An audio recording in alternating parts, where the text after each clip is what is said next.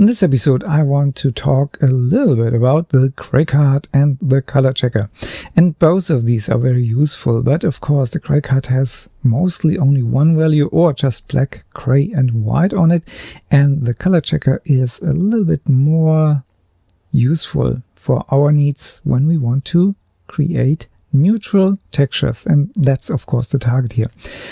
What I want to do here first is to refresh a little bit color in terms of white balance. Normally we have the visibility from infrared to ultraviolet, and we have tons of curves here with RGB for our eyes. Just a little refresher.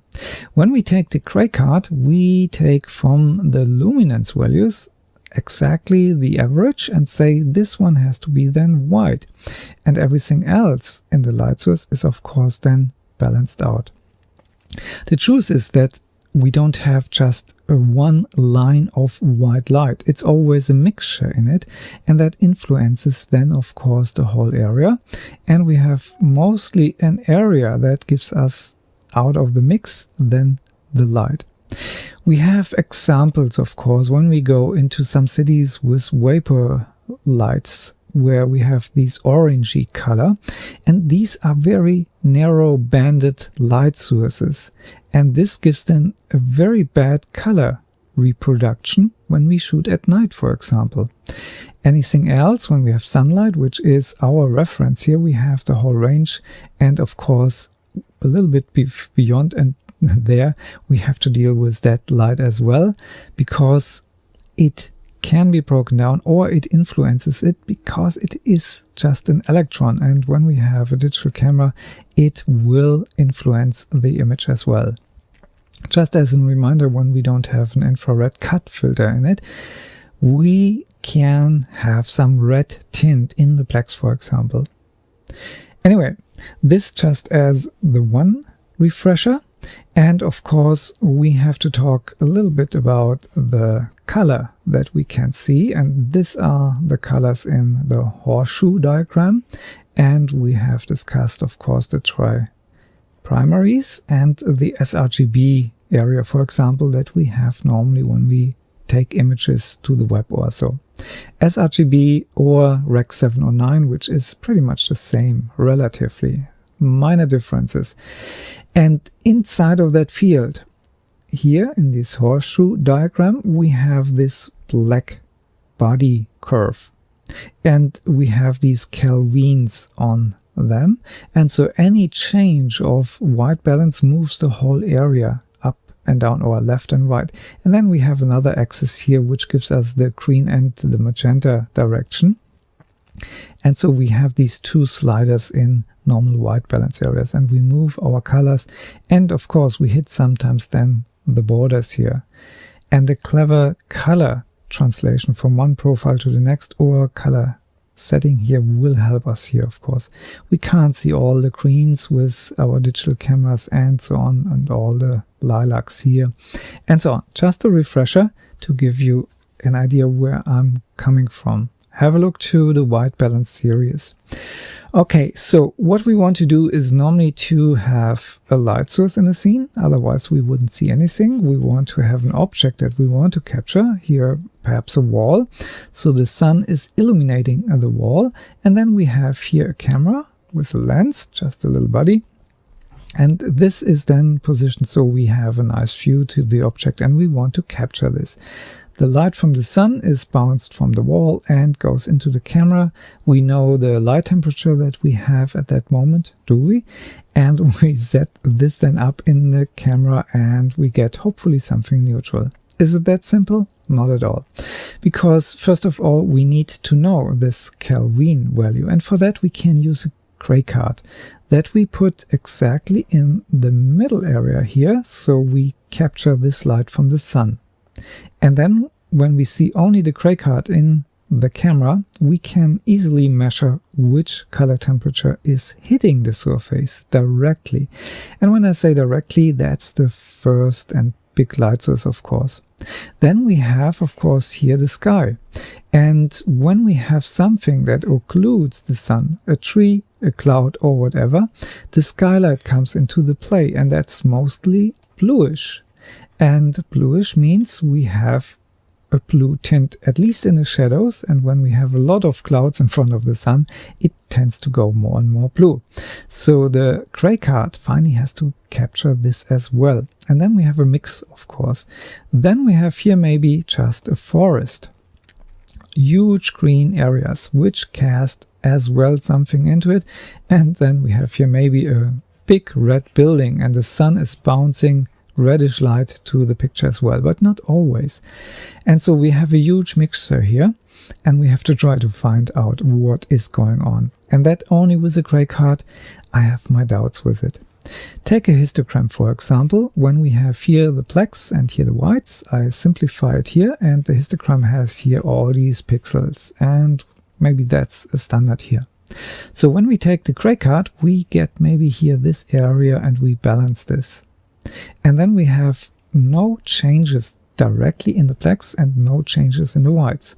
So some people use even a triple card that is here completely black, then a little bit gray, and then here nearly white.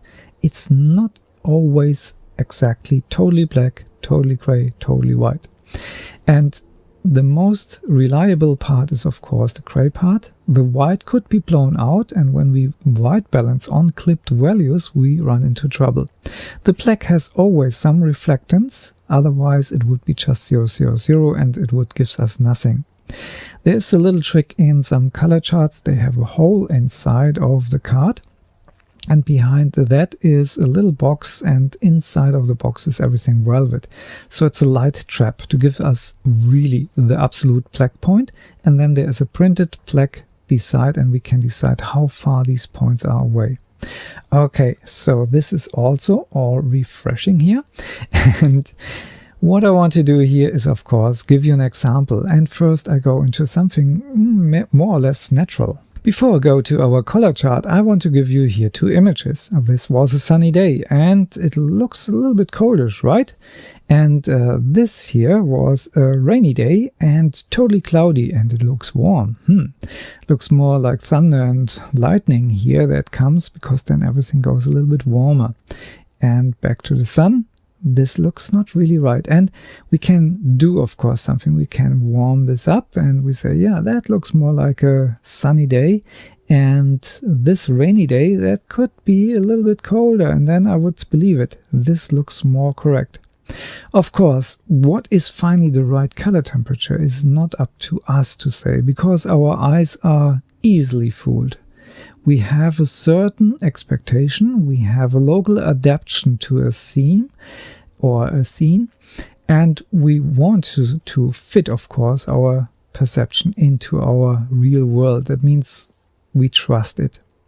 Local adaptation is really a trap, and you can't really trust it at all. I can even take here the white balance, maybe here from this stone, and I get a different value, or I take here from a wet concrete, which looks warmer, 5000 then. So let's have a look what I get here when I flip to that picture. I take here the color bounce, I go here again to this, and I get 6500. If I do the same here again on this stone, I get a complete different gray value, because this was here maybe more whitish, this was here maybe warmish, a warm gray concrete, and so we get different values. Nothing where I would say, hey, find something neutral and click on that. So the gray card is certainly here to our advantage. And of course, we can do this for an art gallery, for our holiday images or whatever, but for textures, this is not really the way to go, and we run maybe into trouble when we want to match one and the other scene. And these stones here are exactly the same, especially here the dry one. Of course, they're wet. But that's only a little example how light and everything else changes. We come to the wet and dry stuff later on. I choose to talk about this wall again. And I do this because we have seen already how far the color values can be off based on the light situation, and how difficult it is finally to say this is the right one or this is the right one. You might have already an opinion and ask someone else who might have a different one. What we want to do here is, of course, first of all, to examine the scene. And I have chosen this place here on purpose because we have here gray concrete, so we do not have a lot of color cast in the picture, and we have here a black street. So everything is nearly neutral. We do not have big trees here, which would give a color cast in terms of green, or something similar. And the street is pretty white, and no reddish or yellow car was parked here. So that is also not a concern that we have. I have chosen this as well because we have here some darker areas in. We have some whites, but not as white as I would love to have.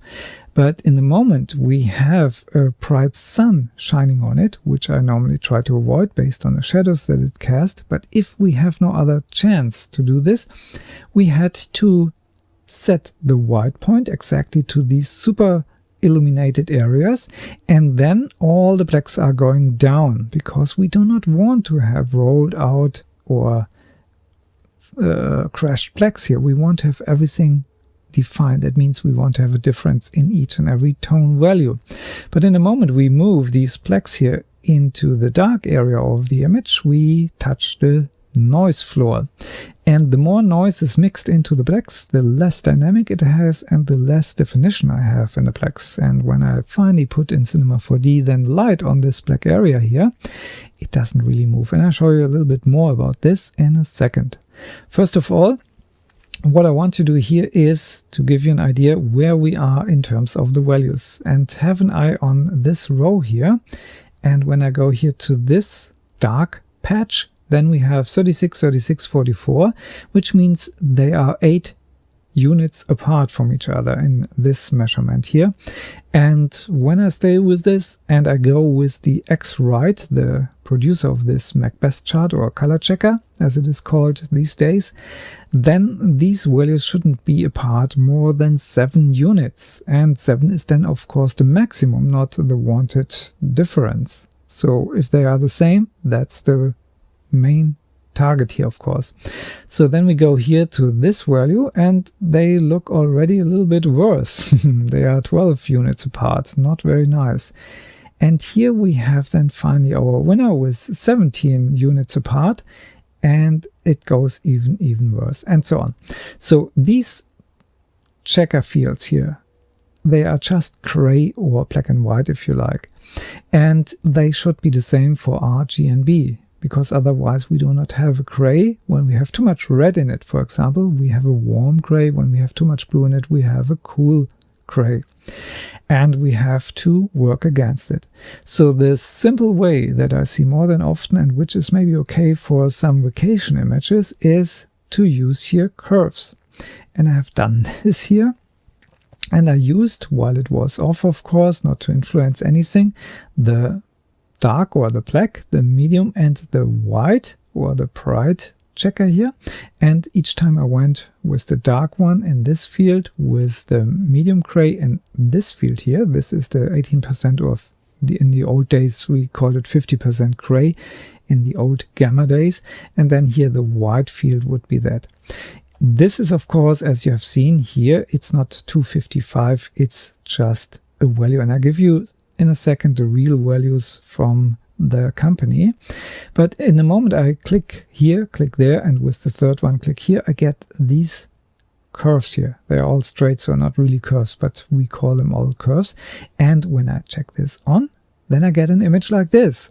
And of course, this is, first of all, the highest contrast that we can get if we want to use this as black point and this as white point. So, and as you can see here, the further these color lines are away, the more saturation I get finally out of this as well.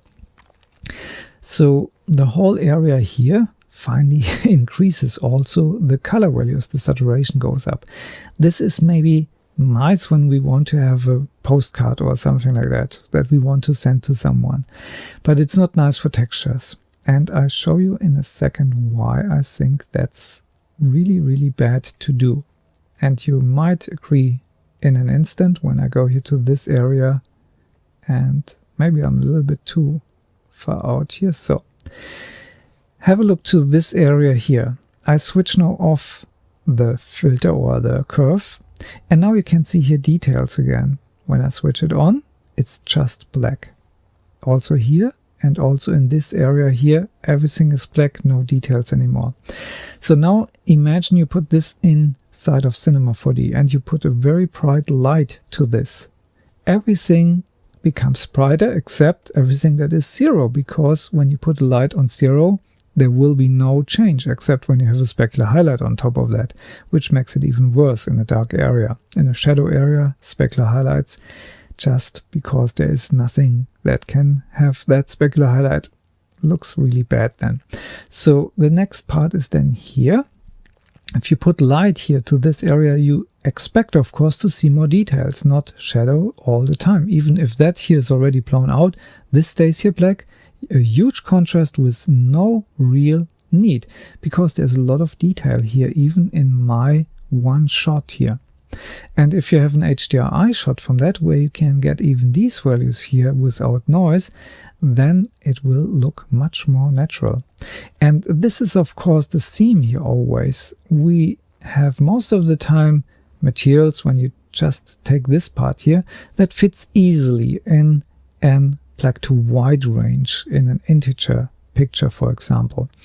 But in the moment you have very dark areas and very bright areas based on sun here, then most cameras can't capture this. That goes beyond 10 or 12 stops. And we need always at least one stop to left and to right to have some wiggle room, because when there's no space, then there's no dynamic. And especially with the blacks, as I've said, we have always a little noise floor. We can get, of course, rid of the noise, but then we decrease the quality as well. Better it is to shoot maybe 3 exposures, and then you can take all this stuff a little bit down to the gray value, and the noise gets eliminated by this, because when you have everything here a little bit over, because based on the 3 exposures, for example, then the noise is in a much larger distance to the dark areas here, because the noise is an artificial product of the camera and has nothing to do with the exposure finally. And when you go then down, the noise gets really crashed and the blacks gets its definition. So the next major example that I want to give you here is, of course, one of the biggest mistakes that I think is doable. Even if you want to use exactly this all over the place, and you say, this is my black, this is my white, and the whole scene is built up on that, then go at least to luminosity in the blend values, in the blend modes here for this curve, because then you really take only the luminosity from the whole picture into this contrast, and you leave the colors alone. And this looks way more natural than before you increase only the contrast. So there's no need to go to LAB mode and change only the luminosity there. Also, that is done here just like this. I've seen lots of tutorials who do that LAB lab mode workaround, but I think it's easier done here. Okay, I switch this off, and now this looks very pale, right? Because you are so used to see this here, and it's always the adaptation. I have seen this picture here now a long time without this, and it looks natural to me because I'm used to see this wall. And again, my eyes are just adapting to the scene, and whatever light I have, I get a different impression there. And I think always it's okay, because I know how it looks, so I think I bent the mind already. And every human does this, because our perception is really adaptive. And as I promised, I'll give you the values here. The normal value that this card should produce in optimized situation. That means when you have a totally precise light set up in a laboratory, then the blacks should be 52, 52, 52. And you can see here that's not really the case. And the neutral 3.5, which is this one here, is 85, 85, 85, also not matched.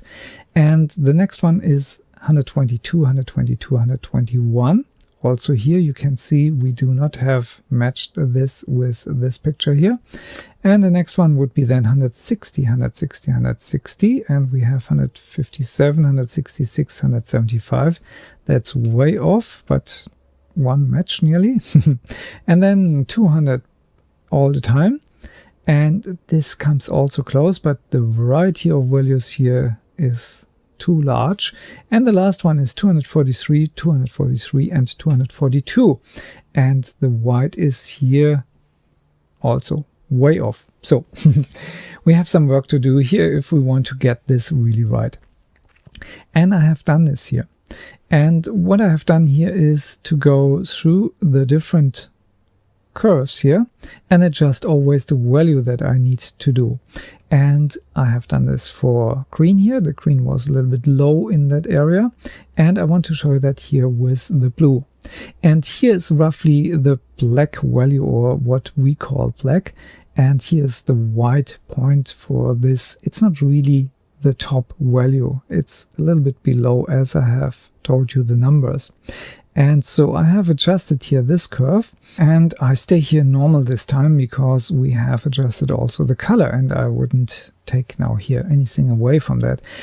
The only thing that we have to do here now is to adjust the values, because the darkest values are a little bit too low and we have to adjust this. So for that I have created here exactly this curve, and as you can see, no color change here. They are all as before, just straight. I have used here only the RGB value, and for that I have to switch it on.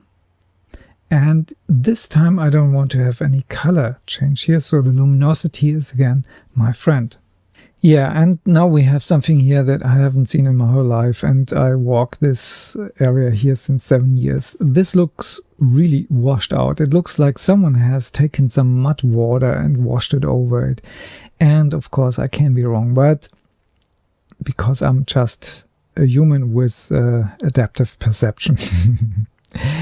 But the truth is, out of the whole drill here that I have done now for you, we have focused only on gray values. We have excluded here all these color values. And what I have done, and I haven't said this before, in this episode at least, this whole picture here was created based on the algorithm that the company provides. And you have to mark in some cases this area here when it is too small, or it is recognized automatically. You can export this even from Lightroom, and it normally catch where the color checker is. Then it sets its 4 point, and then it knows exactly where the color checker is, and it creates out of these 24 color fields or gray fields, then exactly in profile. You load this image in, then if you like, convert it back to sRGB, to ProPhoto, or whatever is your main workflow, and then the image looks like this. And so what I have done now, I have just ignored all the color work that was done and focused only here and tried to make something very precise. And I ended up with something like this. And the normal photo would like this when you want to have it for a printout or so. And so we have now here 3 different versions of the picture, and I would go with this one here because that looks nearly the way I perceive it during a weather like this, and the weather means here only the shadows and so on. And the whole color science inside of this algorithm, I trust this more than just to go with some gray chips here. This concludes this episode here, and of course I highly recommend to go with the more powerful color checker to work. It gives you a much better reference for all the color work that you have. The gray card is a great tool, and the easiest way is of course to adjust your camera. When the sun is here, hold it in so you get an idea about the color temperature in the world at the moment. And as you remember, my histogram here that I have discussed, that is on the back of your camera, this is related to the color temperature as well that you give in the first place. So if you have an idea which Kelvin you have in a scene, this gives you here a better response finally. And some sensors are more or less native daylight balanced, because the little filters on the background pattern are precisely set or laid out for daylight. And then if you have the right color temperature here, the whole calculation gives you a much more precise histogram for the camera, and the whole work maybe turns out even better. So a mixed use, not a versus. Craycard first to get an idea where you are, and then color checker in a scene. Photograph it, take the color checker out to have a picture without it if you want to have it full frame, and then shoot and correct based on the algorithm that you get from the company. That's my best advice. It's a nice mixture to have both, but if you have only a Craycard, it's better than nothing. The color checker is really the way to go, and it delivers, at least for me, always something that is a little bit more color fidelity like. Thanks for listening. Have fun with this. Bye bye.